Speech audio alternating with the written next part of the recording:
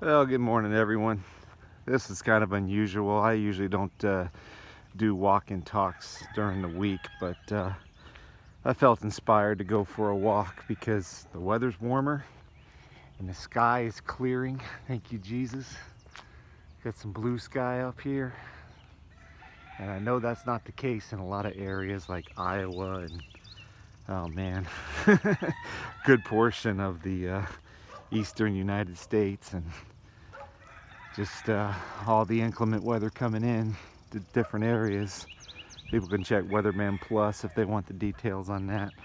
But anyway, I just kind of felt inspired to go for a walk, and because it's been nothing but rain and mud over the last several days. Rain and mud here, rain and mud at work, rain and mud everywhere. So the streets are dry enough to where I can walk and talk for a little bit. It's kind of interesting because last night I got an email from somebody that man, they've just been really great. I mean, they've just been really great. They've been very encouraging, you know. A brother from another mother kind of thing, you know. Very encouraging, and they sent me an email, and they just really liked what I said yesterday in the video about speaking from my heart. And in the email they just said, I can't wait for a part 2 or part 3. I'm like, what? I'm just like, part 2, part 3. It's like, I'm like, man, I don't have that in me. I mean, I'm like, I'm done, man. I am just so done. I was like, I don't have a part 2 or part 3 in me. I just didn't even understand what he was talking about. But apparently he knew something I didn't, because I kind of do have a part 2 here. And the inspiration from this actually comes from a live stream that I just listened to from Joni Bonnet. And I don't know Joni. I know who she is, but I've never met her, never talked to her. I don't think I've ever communicated with her on a live stream or anything. If I have, it's been a long time. But I know who Joni is, and Joni is a, man, she's just a great woman of God and just a warrior, and she has been through hell and back probably several times. And she just put out a really, really good live stream, and it hit me, it hit home with me, a few things that she said and some confirmation for me personally. And then she shared something from Amanda Grace, and I don't know Amanda Grace either. I know who she is, don't know her. But you know, you look for confirmation of words from the Lord, and dreams and visions and things of that nature. Pretty much everybody knows that, I think. And she got confirmation. She got confirmation for this Passover, this particular Passover. And I will, you know, which goes from like the 15th to the 21st, I believe. And I'll get into that in a minute.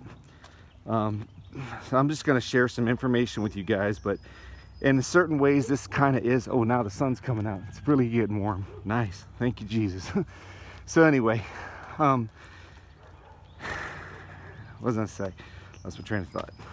Oh, I'm going to share some information with you guys, but first I'm going to tell you about how this is kind of a part 2 from what I said yesterday. All right. Several years ago, like I said yesterday, I'm not a prophet, okay? I'm not by any stretch of the imagination. Don't even want the title. Don't want any title at all, okay? I'm just not into that stuff. But anyway, don't deserve it, haven't earned it, don't want it, okay?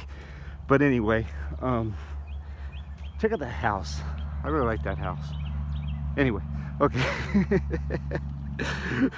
Squirrel. No, I'm joking. But anyway, this is the deal, okay? Several years ago, I had a prophetic word that I delivered in a church, and I wasn't expecting to do it, and it was actually an interpretation. And I had the interpretation of the word, and that had never really happened to me before. I didn't even know I had the gift. And I don't even say I do have the gift, okay? It was just at that particular time, I knew the interpretation of something that was mentioned, something that was talked about. And I had a word, and I got up in the church and I gave this prophetic word. And I still remember it. And I want to say it was probably about going on 4 years ago now. I think it was. I'm not exactly sure, but probably about 4 years ago, maybe longer. And the word was this: many have started well, but they're not finishing well. And I didn't completely understand it at the time. Many have started well, but they're not finishing well. Well, as the years have gone on, we have seen ministries, for lack of a better term, come and go. We've seen people fall.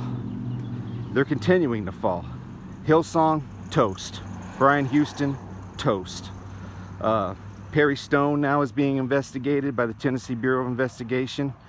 And the interesting thing is, whether guilty or innocent, and it sure seems like Hillsong's very guilty, but whether other people are guilty or innocent, the bottom line is they're being investigated. Things are being exposed. They're being brought out into the open now for people to see. The Tennessee Bureau of Investigation is investigating Perry Stone right now for sexual misconduct. Whether he's guilty or innocent of the charges, the bottom line is things are coming out in the open, okay? People are being exposed. Ministries are being exposed. See, God is exposing. He's bringing things out. And the interesting thing is, way back when these ministries and people started, and whatever their calling was, if they were truly called by the Lord to start a ministry of some sort, they, in the very beginning, that may have been legitimate. That may have been legitimate. They may have been a man and woman of God. And I'm not saying that certain people still are. I'm not judging. I'm just putting it out there, okay? But in the beginning, it was fresh. It was new. It was, and they probably had all the right intentions, and they probably were called of God, and they probably were doing exactly what the Lord wanted them to do in the beginning. But somewhere, somehow, throughout the years, temptation enters, whatever the case may be. Maybe they get too big for their britches, kind of thing. Their ministries grow. They bring in money and donations and so forth, and make DVDs and have television programs and radio shows and all the rest. And then they succumb to some type of temptation or scandal or what have you. We've seen it over and over and over again throughout the years. And it's really coming to the forefront. So, like I said, I'm not judging. I'm just putting it out there. This is what is happening now. Things are being exposed. Things are now being, brought forth in the limelight, so to speak. Now, when I got that word, many have started well, but they're not finishing well. There was certain Kenneth Copeland came to my mind at that particular time, and Jesse Duplantis, people like that. And later on, it was like Creflo Dollar and so forth. And like I said, I am not their judge, okay? That's between them and the Lord, what they're doing, not doing, and so forth. But you can see the fruits or lack of fruit, or you can see what people are talking about, what's being coming out in the limelight, how they're being exposed. And we keep in mind that these people are human as well, and they make horrible decisions and mistakes in their life and so forth. But when you have grown a ministry, or to a certain extent a business, I guess you could say, to the point where you're asking for private jets and satellite churches to be built, and and more exposure, and and television airtime, and having your own shows on TBN or whatever else, you got to wonder about that stuff, okay? What is the true intent here? What's going on? I mean, if you're looking like a Hollywood star entertainer and you're supposedly in a ministry, people need to ask themselves, you know, they just keep wanting to sell products and put their name out there in these ministries and so forth. People got to stop and think. It's like, what is this all about? Well,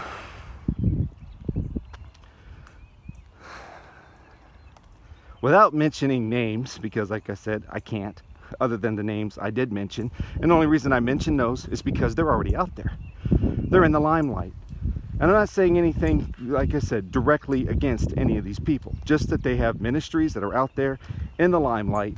Certain ones are being investigated, and others either will be soon or they might just go away or what have you. But they're just big names in so-called Christian ministry, okay? People just know about them. Written books and on it goes. Sell DVDs, blah, blah, blah. So, but what I was referring to yesterday, and kind of what I'm referring to now, is these are ones that most people don't know about unless they have had direct contact with them. Okay? And let me explain to you how this all works, okay? This is what happens, all right? People put their faith in man instead of God. They listen to videos, they listen to prophetic words, dreams, visions, and they don't rightly discern it. And then they become like attracted, attached to certain people on YouTube or what have you, some type of social media outlet. Maybe it's their voice, maybe it's how they speak to people, maybe it's just they sound real sweet and kind and loving, and they just they get people to trust them. They get people to trust them is what it boils down to. And then they, you know, kind of talk about this and that they're doing, and they mention other ministries, legitimate ministries like, say, Lisa from Sabbath Seekers, the Bread Basket, and so forth. Very legitimate ministries like that. And they talk about how, you know, they're partnering with certain ministries as well. And it's like, well, I'm working with such and such and such and such. And then people don't do their research. They say, oh, yeah, I know who they are. Or I'm familiar with them and I trust them. Oh, yeah, so you must be legitimate because you say that you're a friend of this person or that person and you're working with this person or that person. And then, as I said, Lisa is just an example, okay? That's just an example. That is someone that I know personally, that I'm familiar with the Bread Basket, and I've given to the Bread Basket. I know other people given to the Bread Basket, and I know where that money goes because I get receipts.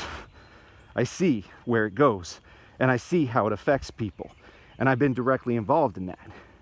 Lisa and Matthew from Hot Man a Minute is another. They keep receipts, okay? If people donate to them, you can see exactly where the money is going to and how they're using it, because they put out videos and they say, yeah, we went to Dollar General, Dollar Tree, and we bought this and we bought that and da-da-da-da-da. And now we're going out on the street and now we're giving it to the homeless people. And I've seen it firsthand because I went out with them and I saw exactly what they did. And seeing is believing sometimes. Not that I didn't trust them anyway, because I know them, you know, but I was able to witness it all firsthand. I knew exactly where they got the stuff, how they got the stuff, because they showed me, they told me. So you have to be very careful and discerning when it comes to these people out there on their YouTube channels, or they announce this, announce that, and they're partnering with this person or that person. You're like, oh yeah, okay, I know who they are, so you must be legit. No, that's not how it works. This is how they sucker people in.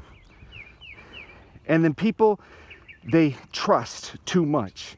And they forget about common sense type things like getting things in writing, contracts, holding people accountable. So you have a legal recourse when they hose you over and you have a way to go back and to say, hey, you took my money, here's the proof, here's the evidence, I signed this, you signed this, we came into agreement. Unfortunately, handshakes just don't do it anymore, okay? People don't have that much honor and integrity, credibility anymore. So, or a promise, because, we're both Christians and we love Jesus and we're going to trust each other and we're going to help each other. And no. I wish that should be the case. I wish that was the case. It just simply isn't the case. See if I'm still recording here. Sometimes that happens, cuts me off, and I'm like talking to myself forever. I'm like, oh man, I feel like such an idiot. Napoleon Dynamite, you're an idiot. Anyway, but I mean, just the situation is people are too trusting. They're just too trusting. And so they put themselves out there and they say, oh yeah, this is a man or woman of God, and I trust them. And I'm going to give them such and such amount of money because they're telling me that they have this house for me in this area that's a safe haven, or something for me where I can bring my family and I, because I want to move off the coast. I believe the prophets, the watchmen, tell me to get off the coast. And I want to get off the coast, so I'm going to go further inland and I'm going to go to the mountains or whatever. Or I want to get out of the major city.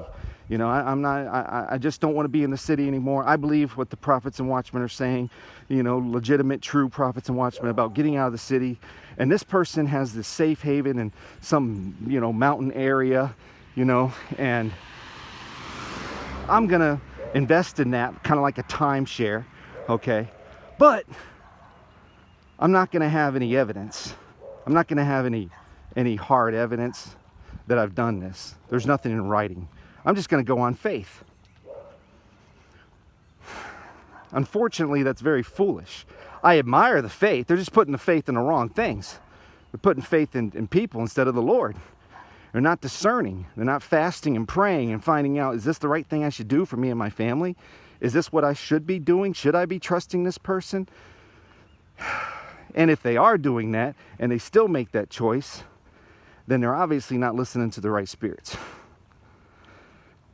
Because what's happened now is people have been duped out of hundreds of thousands of dollars. And what's happening now is these so-called ministries, food pantries, whatever you want to call them, that they are saying that they're ministering to people, throughout the United States. And what they're doing is they're taking money that doesn't belong to them, that has been stolen, and then they're buying really nice vehicles. Well, they're saying they're for ministry purposes. Not if it costs $72,000. It's not. Give me a break, okay? Come on. So, yeah, we know, okay? Like I said yesterday, the jig is up, all right? We know because people have reported things, and they talk to people, and they don't like getting screwed over. And they don't like having their life savings swindled by a bunch of Bernie Madoffs, who claim to be Christians. Stealing from them and their family, their entire life savings. So they're mad. I can't say I blame them. And so the Lord is going to expose this for what it is. That's why the warning went out yesterday the way it did. And that's why it continues to go out. You people doing this, and you know who you are. You don't have to pull the Judas thing, okay? Like, at the Lord's Supper, surely not I. Is it me, Lord? Is it me? Is it me? Is it me? You know who you are. Give me a break. Surely not I. Yeah, right. Like you're going to fool Jesus. Give me a break. Like, like true, discerning, Spirit-filled, Holy Spirit-filled Christians are not going to be fooled by this either. Unfortunately, you prey on the desperate. I'm not going to say weak, but desperate. Those that have no other place to turn, no other place to go. And maybe they have a life savings, and they were planning to do something else with it or what have you. But they decide, I'm going to serve the Lord, which they should do. Absolutely. And I'm going to, serve him, and I'm going to help in this way and in that way. Always, always, I tell my kids the exact same thing. Always, always, always be cautious when somebody asks you for money. They're real friendly at first. They're real nice. They'll pray with you. They'll counsel you. They'll help you. They'll listen to you. You'll be like the greatest thing since sliced bread. And all that's awesome. But when they start asking you for money, that's when you have to, red flag, danger, Will Robinson kind of thing, That's when you know. It's like, wait a minute. Why do you need my money? What's the money for? Oh, okay. Well, then I assume that you're going to, I hate that word, I presume, I'm guessing that you're going to, you have a legitimate business here that I can look up on the internet, a website, whatever the case may be, and you can offer me receipts. You can electronically, you can send me receipts or through the mail or what have you for wherever my money is going to, right? You say you have this safe haven, so when I get there, I've invested in this, I'm taking my family up there or whatever the case may be, then you don't have some bogus rules where you can just kick me out because I do something you don't like, right? Or you didn't sell it to somebody or give it to somebody underneath me that I don't know about, right? Who just wanted to offer you a little bit more. No, you didn't do that, right? Or you didn't, the thing's built, right? I mean, it's ready. It's got running water, electricity, whatever else, everything that we need to live, Or if it doesn't, it's, in the process of happening, and we can see proof and evidence of that. The roof doesn't leak, the floor is not going to cave in, stuff like that. Because if I'm going to invest in this, if I'm going to move my family, if I'm going to move myself up there, I want to make sure it's squared away. I want to make sure that I'm not moving into a money pit. I'm trusting you that you say this is a safe haven from the calamities to come, the massive earthquakes and the destruction and the tsunamis and all of the rest of that. I'm trusting that this is the area that the Lord told you to set things up in, and you want to help other people to be safe from all these calamities. So you're legitimate, right? This is all, cool. Everything's good. It's all going to be written down, signed, paperwork, contracts, everything else. That way I can sue your butt when you screw me over, right? See, people don't think like that because Christians want to be so trusting. And I understand that. But you got to be careful. When people start asking you for money, there's your red flag. All right. So that's my part 2. I don't know if there'll be a part 3. I didn't think there was going to be a part 2. Oh man, the Lord is good. So let me get into Joni Bonet's live stream and Amanda Grace's confirmation, or vice versa. Very interesting because it lines up with a lot of things that I believe and that I'm researching. Okay,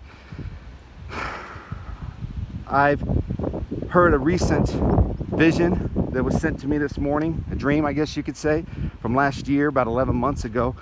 That person was saying, beware of the pink moon, that after the pink moon, major calamities will hit. Major destruction, major chaos. Well, the pink moon, at least for this year, is on Saturday. Okay? Same time that Passover begins, Saturday the 15th to the 21st, right? Beware the pink moon. Okay. That was interesting enough. And then, if you're familiar with the timeline that Exalted Lamb 1 put out, whether people believe it or don't believe it, it's just a timeline, okay? It's just a timeline. Maybe chew up the meat, spit out the bones. Maybe things come to pass, maybe they don't. But if they do, tonight starts the major stuff. Late tonight into early tomorrow morning starts the major stuff, okay? And if people want to look at that timeline, go to Exalted Lamb 1 YouTube channel. Look at any of the videos he put out, I think 2 in April. Just go to the comment section, timeline's right there, okay? Chew up the meat, spit out the bones. Maybe it comes to pass, maybe it doesn't. I don't know. I'm just saying if it does, it starts tonight. Okay? Major calamities. Watch out, Florida. Watch out, Nevada. If it happens, it starts tonight. And then, as people are reeling from what may occur starting tonight into tomorrow, then this weekend it gets even more interesting. Because like I said, Passover starts on the 15th, the pink moon, the dream from, I can't remember the person's name, shared it to my community page, but the lighted way or something like that, I can't remember. But anyway, for what it's worth, regardless of the dream, the pink moon happens on the 15th, okay? Friday the 15th, Good Friday basically, okay? But the beginning of Passover. All right, then as you go into the weekend, if the timeline is intact and if it is true, then the 17th is when Manhattan gets hit, the aircraft carriers get hit, and it gets real bad. The market crashes on Monday. Now other people are saying suitcase nukes go off on the 18th. I don't know, whatever. All I see is all of these things are lining up. Weird events, more and more shootings. And then Project Gray Man put something out that was pretty interesting for 4/28 of 96, which was a horrible massacre that happened in Australia that changed the laws on gun control. And you kind of have to decode it. It's really, which really isn't that hard. But 4/28/96. So if history were to repeat itself, 4/28. But the things I'm looking at, by the time the 23rd, 24th rolls around, that might even be a moot point. I don't know. Not my timeline. I'm just telling people, you do with it what you want to do with it. I don't care. You know, it's not my timeline. I'm not responsible for it. I don't have to be concerned about whether it happens or not. My job is to just simply inform you, to let you know so you're aware.